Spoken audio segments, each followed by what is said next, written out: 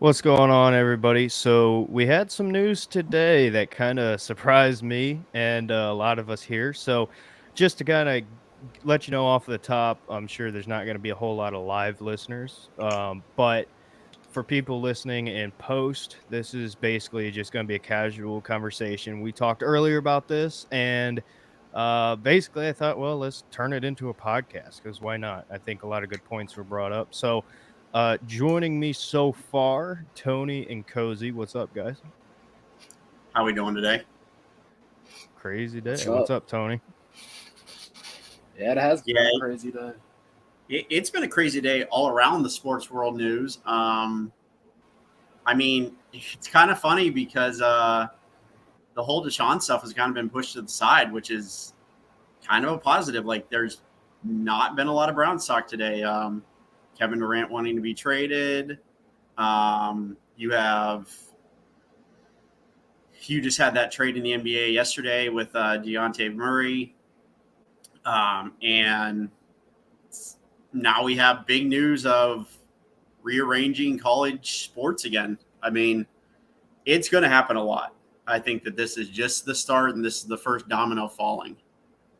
Yeah, absolutely. So, um, just again off the top, it's going to be us three. Got my buddy Dylan trying to figure things out. He's got to join on his phone, so might not work, might work, who knows? But this is basically just going to be a casual conversation. So let's talk about this. So the news breaks today that apparently the some members of the Pac-12 looking to join the Big Ten here with UCLA and USC. So I have this pulled up here. It says from Pete Thamel, spoke to a few sources who called the USC and UCLA's move to the Big Ten a formality, with a press conference expected in the next 24 hours, perhaps as soon as tonight. This is essentially done. So we kind of talked about this earlier, and it caught us all off guard, but this is, I mean, it seems as good as done that UCLA and USC are joining the Big Ten. I guess let's start off with initial thoughts. I'll start with you, Cozy, if you want. What was your first thoughts on this breaking news here? My first thoughts were I'm not quite sure this is going to be a great move for the Big Ten or USC and UCLA. I mean, look, I know we're trying to expand our conference, and I'm not quite sure the furthest two universities away from Big Ten area are the greatest answer. Um, if we were going to expand, I thought it was going to be maybe like a Kansas, which would help out with basketball, or maybe like I'm trying to think like maybe an Oklahoma State or I didn't think it was going to be all the way in LA in the West Coast. I can tell you that. And from what I've kind of read into it, this thing has kind of been getting talked about. There was a tweet put out of text messages. It had USC, UCLA, and even Oregon included. And this was like last July is when the text messages were put out. I saw a tweet about it, and it's kind of interesting that there was this like discussion already happening. And also the thing that really like made me like think about it even more is that USC and UCLA are the ones who came to the Big Ten and said this. Like, so were they like snooping around behind the Pac-12's back and like not telling them what's going on? And I mean, let's be honest here. There are two teams in the Big Ten and there are two teams in the Pac-12 who kind of run the show. USC and UCLA and Ohio State and Michigan. So USC and UCLA, they leave the Pac-12. Pac-12 kind of loses like a lot of luster. That's all I'll pretty much comment on that. I mean, Oregon can have Nike and everything, and that's great. But also Oregon was included in the text message. If Pac-12 loses Oregon, what kind of conference are they? Because the Arizona schools are not holding up. The rest of the California schools are not holding up. You have Utah and Colorado, big whoop. You have Oregon State, Washington State's. Pretty much for the most part, you're not really seeing like a great conference there. Like that conference just kind of like lost everything. Am I forgetting any other schools there? I mean, I would throw in Utah in there. I would say that really the Pac-12 is kind of ran by, I would say, starting off. I mean, not as recently with UCLA and USC, but to me, it's really coming down to Washington, Utah, UCLA, USC, and Oregon. Those are kind of the five in that conference that I'm looking at. And like you said, Oregon is one of these teams that I have heard is going to jump ship as well. So, I mean, the Pac-12, I think the Pac-12 and the Big 12 are probably going to end up combining, would be my guess. I mean, that's a good theory. And obviously, Tony, you're a Notre Dame fan. Like, what happens with Notre Dame? I think that's kind of where it goes from here, because I think Notre Dame can still exist as a entity of an independent. I think most people know I'm not a big Notre Dame fan. Can't stand them. I think they should join a conference, but they've also done very well not joining a conference. So I don't know. Tony, what do you think? So my view on the entire Notre Dame situation is that, yes, Notre Dame can sustain themselves without joining a conference. They have that brand recognition and all that to be okay without joining a conference. But I think it's going to happen in the near future. And while I might be in the minority of Irish fans, I want them to join a conference anyways. And as to like counteract a little bit of your point, like I said earlier in the space, I think that the Pac-12 can survive without USC and UCLA because they focus more on Olympic sports. And then to counteract like the Big 10 point, I think a lot of people tend to forget that the reason that schools like West Virginia aren't in the Big 10 already is because the Big 10 does take academics into like the whole microscope of when they are inviting teams to join, and that's kind of where USC and UCLA would be a good fit as well. I mean, it would make sense to do regional schools, but like when you have West Virginia and all that, like they don't fit in academically with the rest of the Big 10, and that's where Notre Dame would excel greatly. Yeah. But so we brought in. Oh, sorry. Go ahead, Tony. no, that's pretty much all I had to say. Just that, like I said, Notre Dame's pretty self-sustainable, and even though I would like to see them join a conference, I think they can make it without one, especially with a potential playoff expansion incoming. Yeah. So we added Dylan here. So now all four of us are here. Like I said, we're just kind of casual talk about this this news of today. But Dylan, I'll go to you. What was your first kind of reaction when the news broke of UCLA and USC potentially now? Seems like they are officially joining the Big 10. The first thing I said earlier was, I mean, it was kind of a concern, I would say. I mean, the idea of the Big Ten expanding was pretty much inevitable. I think there's a lot of inevitable change going on right now.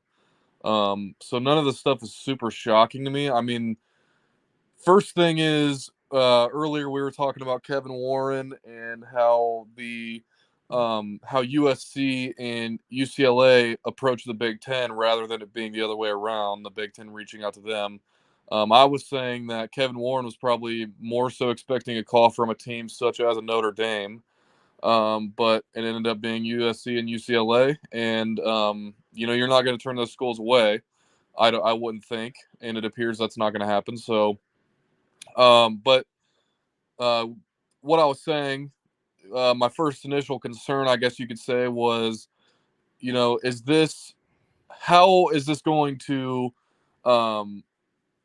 work altogether in terms of scheduling? Because I was saying earlier how you have the NFL, let's say the Browns or, the Eagles or Steelers, or Bengals, they go out to California and they play the Rams and the 49ers back to back. They're staying out in California that whole time. The whole time they have those two games.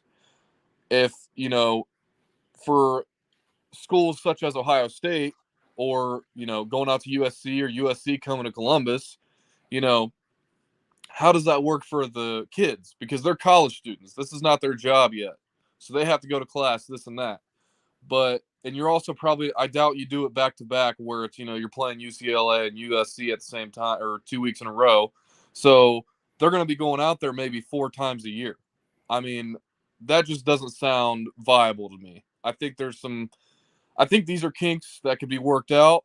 And I think these are issues that could be solved because they're not major issues by any means, but just an area of concern. I'm interested to see, we don't even know. I could be jumping to conclusions on how they're going to do the whole thing, but just something that caught my eye in this whole thing. But overall, I mean, like I said, all these inevitable changes are coming to college football. They're all coming at the same time because the NCAA dragged their feet and they thought that, the power that they had at one time would never cease to exist. They thought it was going to be that way forever.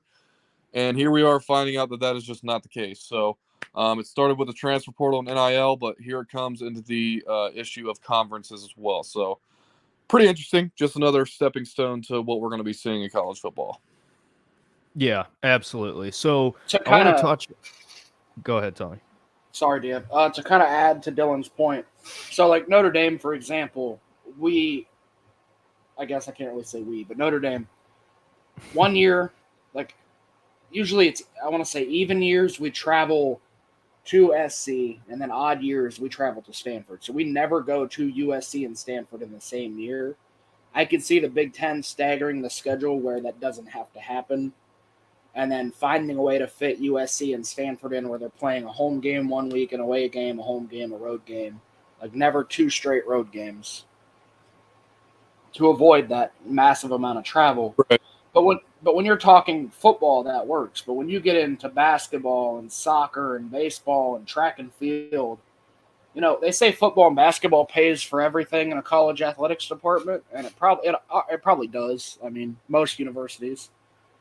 It's okay when you're going to Columbus once a week, but on a Saturday, but on a random Wednesday, how is the track and field team going to feel about having to go from Los Angeles to New Jersey to play Rutgers?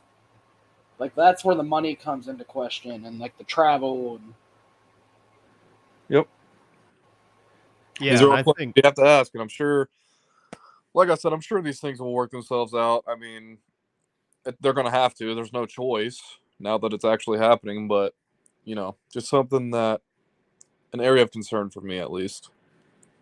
Yeah, I'm looking at the schools internally and how are they going to handle this? Because we talked about this earlier, and for everybody who's listening, to this now or on the post, we had a space earlier and kind of talked about this stuff, but how are they going to handle the academic side of things? Because you can say this is becoming the NFL, but the reality is these kids still have to go to class, whether if that's online school, in person, whatever. I mean, they still have to get it done. They have to meet some requirements.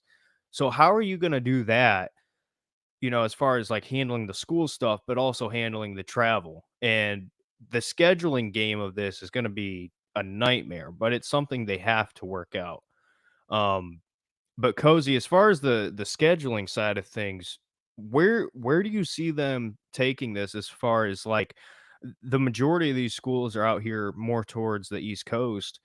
How are they going to handle that travel weekly? Do you think they're going to split up games so that it's spread throughout the year? Do you think they're going to try to bunch them? How do they handle this? That's my main concern. I have no idea. I really don't. That's kind of like the fiasco, the dilemma. That's where I kind of feel like we're going to get 2 other teams from. I could honestly see us like expanding. I don't know. I mean, we're adding USC and UCLA. Obviously, I heard it's like a done deal. That's going to put us at 16 teams. So obviously they're going to be in the West Division. I think it's going to be split into like the SEC's already mentioned like splitting into 4 pods of 4 teams. I think you almost have to like add like essentially 4 more teams and get to 4 pods of 5. And you have like a rotating kind of schedule between those 4 pods. And like, so like, for example, you'd have USC, UCLA. I feel like you have to add like an Oregon and maybe a Washington and maybe a Utah. And then we're talking like that would be your one pod for the Big Ten. And it'd be like the Big Ten out west pod. And then like you'd have like your next pod would be like you're gonna have without a doubt you'd have like your west pod would be, or your like Midwest, like middle of the road Central Plains pod would have to be like Nebraska, Minnesota, Iowa, Wisconsin, and Illinois. And then you'd probably have like a central pod that would be like, unfortunately, it'd probably be like Purdue, Northwestern, Ohio State, Michigan State.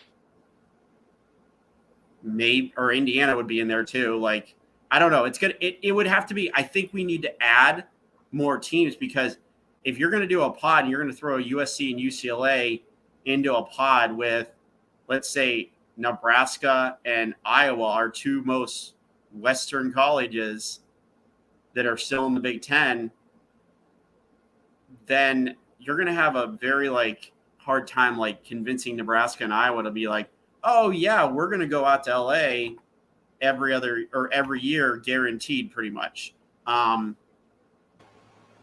I don't think that they're going to be like, oh, hey, we're going to send you out there twice in 1 year, and it's going to be back-to-back weeks. Because, like we said, you can't do that with a college team.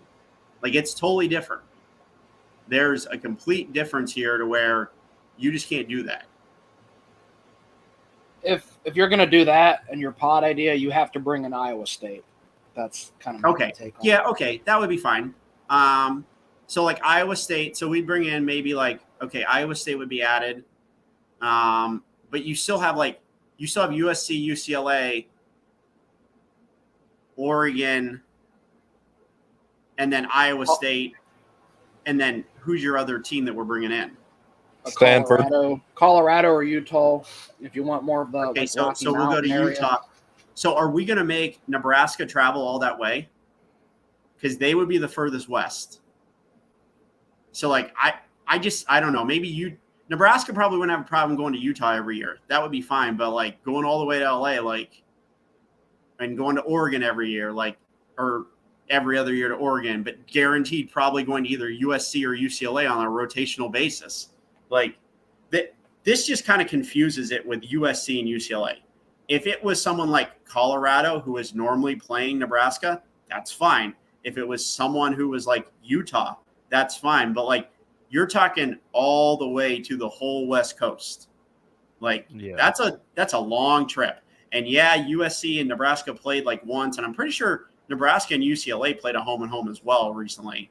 But like that's like a one and done kind of deal. Like you're going there once, they're coming here once. Cool. Right. I don't know. I just kind of feel like it's going to be very hard. Scheduling and figuring this thing out is like the hardest thing they're going to have to do, in my opinion, because then you have your guaranteed crossover games with the other, if we're going to pods. Even if we're not going to pods, you have your guaranteed crossover games in the like East and West division. Ohio State and USC are going to be a crossover game. It's almost like guaranteed. And they're going to want us to play for a Big Ten title multiple times. That's the other thing. Where do you put the Big Ten title game? Well, there's actually some news out recently, and a pretty good segue there by you. Basically, they're saying that the potential new location for the Big Ten championship, I don't have the tweet in front of me, but they're saying SoFi Stadium is now a legitimate option that they are proposing for the Big Ten championship. So could you imagine, on top of all this, right, hypothetically, let's just say it's Ohio State and USC, whatever. Could you imagine an Ohio State USC Big Ten title game at SoFi Stadium? Like that's kind of mind blowing to me. But keeping on this conversation of the scheduling, let's kind of look at this as from a big picture standpoint. So obviously Oklahoma and Texas are joining the SEC. Now the news comes out that UCLA and USC are pretty much done to join the Big Ten.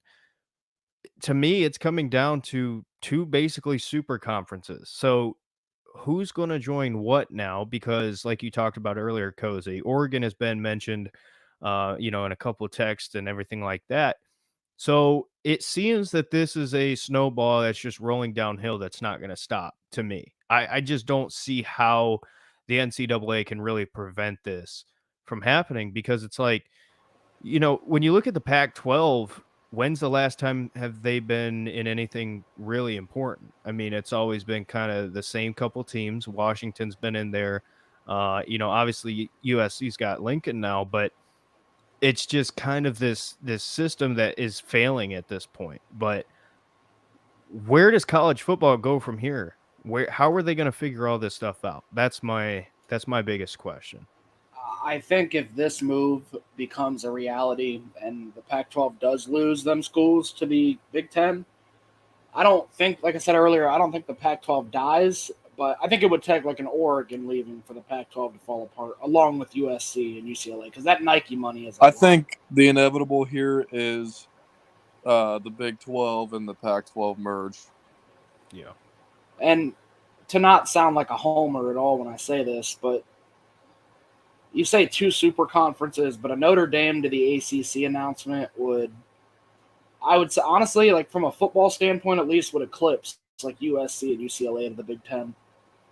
Just the brand that like the Irish bring with them, and I'm sure Cozy's going to disagree with me and laugh and like, but I think we're heading for 3 super conferences, not 2, and then maybe a merger of the Big 12 and Pac-12 to make it 4. So the ACC. I know you're a Notre Dame fan, but I think they would be a few steps behind the ACC, and if Notre Dame joined the ACC, I feel like they'd still be a few steps behind the other two. I mean, as a whole, yeah, I would agree with you because the ACC is very top heavy now with just Clemson really at the moment, and not even them last year. Yeah, but like Notre Dame to the ACC, and then like a good Miami, a good Florida State, a good Clemson team would make the ACC dangerous. Even if people want to like write it off, like that'd be a conference that holds like 2 of the major blue bloods in football with like Miami and Notre Dame, and then they can add. I think it would still get the. They would still it'd be like, probably the winner of the SEC in the first spot of the playoffs, second Big Ten, then they'd still get the 3rd or 4th slot. And you could always, and this goes back to the academics thing with the Big Ten. The ACC cares about academics as well, but if they didn't, you could add like West Virginia or obviously not Kentucky, but like there's going to be pieces left to pick up from a merger between the Pac-12 and Big 12 because I don't think every school is going to want to go or they're going to be included. So you might get a Colorado to the Big Ten or something weird like that, or you might get a TCU to the ACC or something goofy. And even the new Big 12 schools that are set to come in a few years, like Cincinnati in the ACC or App State, or like I think we're headed for 3 or 4 super conferences in college football. And I think if it makes that seismic shift towards only 4 main conferences, I think they'll just be football only members. Because I can't see like 20-team basketball conferences or 20-team baseball conferences, stuff like that. Yeah. And I personally think that the NCAA is to blame for a lot of this because getting to the conversation when it comes to the NIL and, Dylan, what you talked about earlier to where college football is starting to seem like free agency. I think that the NCAA not having a real plan in place for a lot of this stuff, and it got to the point where they were basically forced to enact things like NIL, and the transfer portal and stuff like that. I don't know how they stop this. I think this is just going to keep continuing, but I want to get to a point that was brought up about the playoffs. So my personal opinion is that when it comes to, the changes now within conferences and teams moving, it seems to me that this playoff system is going to remain 4 teams at least for the next few years. I mean, they can't really come to an agreement on how it would work. So unfortunately, it seems that we're stuck with these 4, but I mean, Texas and Oklahoma are going to be in the SEC. UCLA and USC are going to be in the Big 10. That's just what it seems. So looking at the way the playoffs are set up now, I think it's going to be really, really, really hard to make the playoffs. I mean, obviously, if you run your course and win the conference, that's pretty much a lock. But at this point, if you have a USC team with 2 or 3 losses, but they're dominant and their losses to a Ohio State winning, the conference matched up against maybe an Oklahoma who is really dominant or something like that.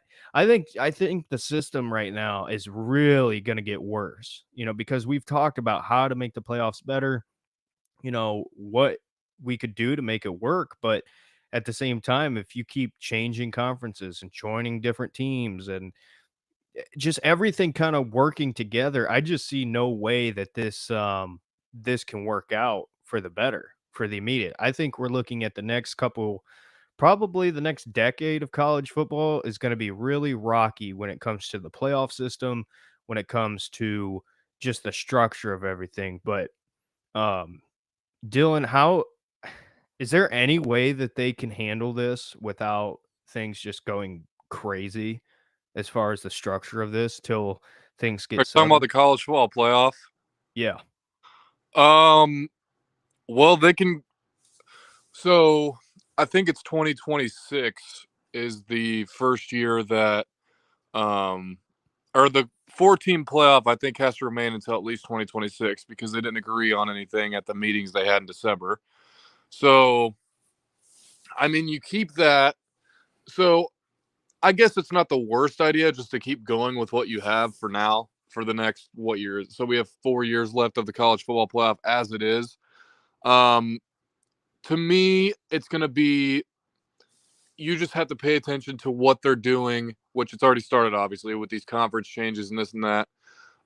With what they do with conferences and what they do with scheduling in terms of how they schedule teams, um, that they have 4 years to figure that out so that they can go to the college football playoff committee and say, look, we have, worked out the kinks of scheduling. We've come up with a solution to conferences. And like I said, they have 4 years to figure this out, really. And in 2026, say, we need this in order to have a fair and equal playoff. But my thing is, you cannot expand the playoff too much. Like an 18 playoff seems reasonable, but anything beyond that, people were suggesting a 16 team playoff, this and that. The issue with that is it takes away from the greatest or what once was the most exciting and thrilling regular season in all of sports, and that's the college football regular season. If you expand it beyond, 8 teams, that's what's going to happen. The regular season is going to come off as pointless.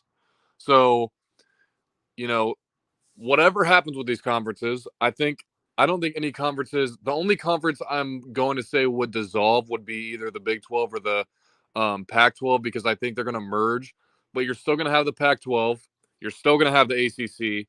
You're still going to have the Big 10, and you're still going to have the one that merges together. So you're going to have 4 conferences. Those 4 conference winners get an automatic bid to that playoff, and then there's going to be 4 at large teams for an 18 playoff. Is how I would do it. How you determine those teams, I'm not exactly sure. Maybe it's just based on rankings. Maybe they have like a play-in type thing since those teams wouldn't be competing for a conference championship. I'm not sure, but I think anything beyond an 18 playoff would be detrimental to the regular season by a vast margin. But in terms of before we get to that point, like I said, they need to work out the kinks of scheduling and conferences, and they have 4 whole years to do that. So what they do, your guess is genuinely just as good as mine. We can all give our opinion, all give our suggestions. But at the end of the day, one thing I would do, it's not going to happen, but maybe if the NCAA succumbs to all this and they need a governing structure, why not go with the college football playoff committee? You already have that structure there. They're deciding ultimately what teams are alive at the end of the year. Why not take advantage of that governing structure that is the college football playoff committee? I mean, that is a possibility. I think it's a small possibility just because we know how the NCAA rolls. But that's my suggestion. I mean, it's super complex, and there's a lot of things you could pitch, a lot of ideas you could pitch, but ultimately it's just a waiting game, and hopefully it gets solved sooner rather than later, because we all need college football to be in a good place to continue with our lives, I think. So Yeah, absolutely. I think here's kind of the bright side of this. And I'll go to Tony next or Cozy. I don't care. Whoever wants to jump in, jump in. But my thing is, I think the bright side of this whole situation and, teams shifting and joining conferences, hopefully this forces the NCAA to really step back and take a look, because it's like we were talking about earlier in the space. I mean, this could really spiral out of control if the NCAA does not step in and say, hey, listen, okay, we have got to figure this out. Like you said, they have 4 years, but I keep going back to the NIL stuff. And it's like you had a long time to figure that out. And it literally took the government saying, yo, you can't be taking advantage of these kids. yep. And it's like, well, you had all this time and you didn't figure anything out. I don't really have confidence that they're going to do this, but they have to. I mean, they have to learn their lesson. Um, but Tony or Cozy, what do you think? I can't see the NCAA as a whole like falling apart. But Right. that's just more because like they're already an established, I kind of want to call them a corporation, but I don't know. They're just too powerful to fall apart. It's one of those things like they're a business that's too big to fail, basically. Right. I don't think they need to fall apart by any means for for college football to have its way and to accomplish things. But we talked about this. We're beating the dead horse here, but they drag their feet with the stuff that's the easiest stuff, I would say. The NIL. It was a big debated topic whether or not they should be paid or not, but I think anybody with common sense, whether they agreed with it or not, knew what the result of that was going to be. And again, it should not have taken the government to step in, and it should not have had to go through literal Congress for these college athletes to be paid. It should have been the NCAA taking upon themselves and making a change. But they dragged their feet, and it resulted in just, more issues piling on top of each other. And, I said that earlier, but it's all hitting the fan at once. It's all hitting the fan at once. The conference issue, the college football playoff issue. I mean, that one's kind of delayed a little bit, but and then the transfer portal, players getting paid. This should have happened a long time ago. I tell you that right now. It's crazy to think about, the amount of money somebody like Johnny Manziel would have made when he was, winning the Heisman back in 2012. So we're entering it. Granted, I've been watching football for, I would say, a little under, probably, 12 years or so. 12 years, 13 years. And I've never seen change come about in any sport as terribly as it has in college football. Like, this is a cluster, a big mess. And for the fans' sake, and for players' sake, for everybody involved in college football, change has to happen, and it sucks that it has to go down this way and be this much of a catastrophe. Yeah. And my biggest concern, and I know we've talked about it, but my biggest concern is what's going to end up happening with this is the lack of structure is still going to be there. And then what you're going to see is basically what you're seeing now. You're going to see massive NIL deals being signed. You're going to see players who are 5-star, 4-star athletes going to the top schools, and they're all just going to be in 2 to 3 big conferences. And my thing is what happens with coaching, because you look at what happened with Lincoln Riley here in the offseason, and that, I mean, there's been rumors of Lincoln going to the NFL. I know, Dylan, you're a Cowboys fan. There was always links to Lincoln there. There was links to Lincoln in Cleveland with Baker in his time here. And I don't think anybody really saw USC being the spot that he'd end up in, but here we are. And I can't help but think, okay, what happens now if, Coach A from wherever goes to, a school that's now joined a different conference and leaves the other in the dust? I mean, it's the situation we're in. And I don't know. I don't know how they stop it all because, again, there's been no structure. And are you going to come up with something soon? No. So, yeah, we could talk about, the breaking news and the point of this, whatever you want to call it, podcast, video, whatever.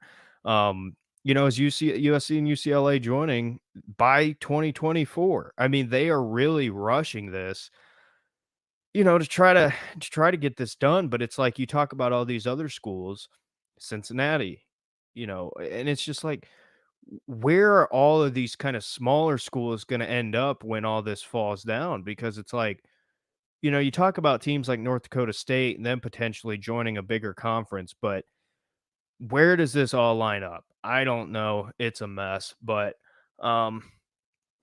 there's nothing you can really do or say right now. I mean, talked about it. 2026 is the next time you can expand the playoffs or at least have a conversation. They have till then to figure it out, but 2024, USC and UCLA will be in the Big Ten. I don't remember exactly when the date is on Texas and Oklahoma joining the SEC. I believe it's Next is year. it 20 next year, so 23. I mean, it's like, Or no, I'm sorry, 2025. So, Arch Manning's junior year will be Texas's first year in the SEC. that's crazy. Which is kind of interesting because it's like I almost feel like we're kind of rushing USC and UCLA, but it sounds like we're not the ones rushing. It sounds like USC and UCLA want to get away from the Pac-12 as soon as possible. They know it's going to dissolve, or at least merge with Big 12, but it's still going to be the fourth best conference. Here's the thing. So we kind of like, I don't know if you guys saw the reasoning behind this. It was because of revenue. And they said the Pac-12 is just not making enough revenue for them. So think about this. USC and UCLA did a study to see what would benefit them the most. And they put out the revenue. And they calculated in travel expense, all that other expense, etc., and still figured out that they'd make more money in the Big 10 than they would staying in the Pac-12. That kind of blows my mind. So that means the Pac-12 was already in major trouble. And now you're like looking at it and you got to be thinking about this, like with the Pac-12 just being in so much financial trouble, apparently. I don't know. I kind of feel like they were never going to make it to begin with because now your two big revenue groups, USC and UCLA, are gone from you. And whether we want to admit it or not, like I know we've said, oh, Oregon, Utah, this and that. For the most part, USC and UCLA, they bring in the numbers. They bring in the viewerships. They're the ones. With NIL, those two are NIL gold mines out there. Exactly. And that is the thing. They bring all that NIL money. They bring those viewerships. They bring this and that. And that's the thing. So, like, the Pac-12, like, it's not like Oregon is like a national brand at this point. It's not like Utah is even close to a national brand. Colorado, Arizona State, like, all these are like local teams. Like USC and UCLA is a national brand. USC is specifically because they had their mid to like late / I guess really all the 2000s run of Heisman winners, national championships. They made a national brand for themselves. So it's kind of like at the same time, it's like they're losing that. So I mean, Pac-12, they're kind of dead in the water, to be honest with you. Well, at the end of the day, it comes down to revenue. I mean, that's why all this stuff is happening like it is, because of the NIL, because of all the changes. I mean, when's the last time the Pac-12 was in the college football playoffs? Has it been Washington? Has it been that long? Because, I mean, I think that's got to be why you're seeing these top teams move, because it's like, you got to think about it. If you're USC, you spend all this money as far as like bringing players in and the transfer portal. You pay a lot of money for Lincoln Riley. You're going to want to be as successful as possible, and get that attention on you early on. Maybe because here's the thing. When this initially was announced, I was surprised because I thought, well, this was a easier way for USC to get, more relevant, I guess, as far as getting wins and, looking dominant playing in the Pac-12. But hey, if they think that joining the Big Ten is their best chance of getting more eyes on the product, so be it. I mean, that's to me, that's how I see this going. And eventually, we'll see what it turns into. But I think the future of the Big Ten is definitely an interesting one. For sure. So, and we'll see what happens with Tony's Notre Dame Fighting Irish. We'll see where they decide to join because, again, I think they're going to have to. Actually, I like the segue because I just read a tweet saying that Notre Dame is able to withdraw from the ACC and they'd have to pay exit fees for the rest of its sports, not football, which is huge right there.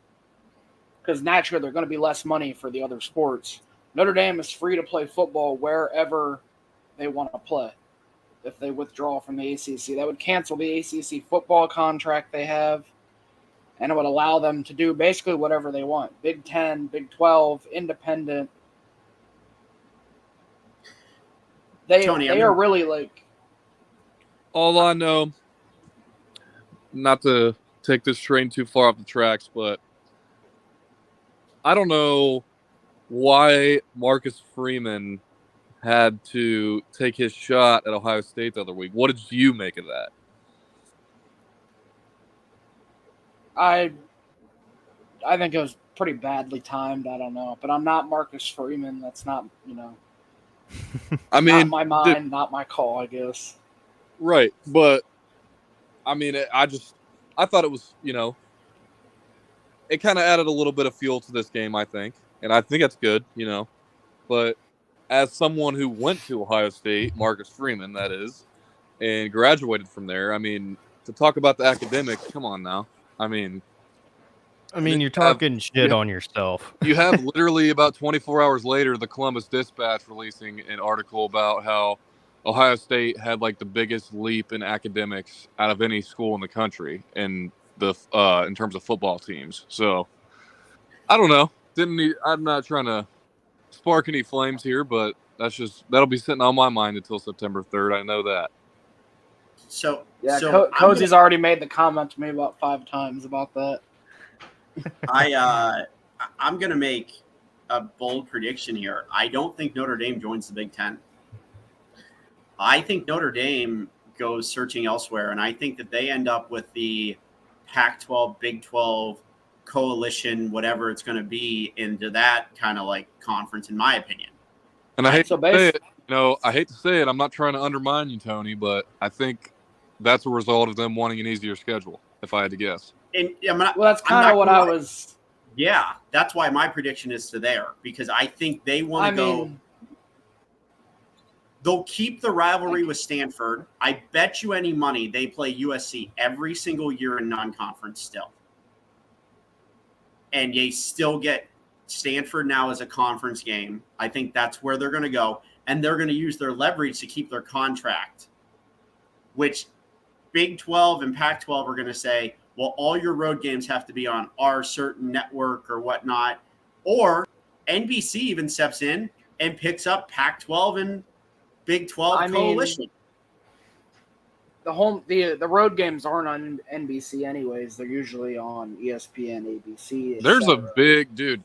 I'm into that stuff. Like, I'm really big into presentation for games. Like, dude, I'm big on who's calling games. I'm big on who's, doing the games in terms of networks.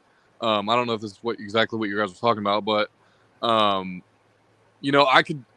if I'm watching a college football game and you have, Chris Fowler, Kirk Herbstreit calling a, Jacksonville State versus Northern Iowa game, I'm in just because it's those two. I enjoy my presentation. I do. And I think it's going to be interesting to see what happens now that, the SEC is heading to ESPN and the SEC on CBS contract is expiring. And then the rights to the Big Ten and I think Pac-12 are also running up here soon. So I think it's going to be interesting to see what happens with the Big Ten in particular. I mean, CBS is going to be out there with nobody really to pick up games for. So, I mean, what would you guys prefer to happen? Like, especially, and I'm talking all of it, like NBC with Notre Dame, you think they continue that? Who does, the SEC on CBS pick up and whatnot? I mean, going back to the schedule point of it, Notre Dame's never been a team to shy away from playing tough schedules. So I can't see them joining that conference. I think they know that they have the leverage in this situation. So it's either the Big Ten, the ACC, or we're just going to stay being independent. I'd have to imagine if CBS is losing the SEC, they gotta strike big again, right? They have to go to the Big Ten. They have to. They have. I mean, it just seems like that's the only scenario that works for them because college football for CBS has been massive. I mean, obviously, It's amazing. I love it. yeah, and like you talked about, the presentation, I think, as far as the feel of the game, CBS does the best job because they make games that shouldn't feel big feel way bigger than they are. So if they're losing the SEC, that's a big, big money loss because all of us know how much money they're making having the SEC on that network.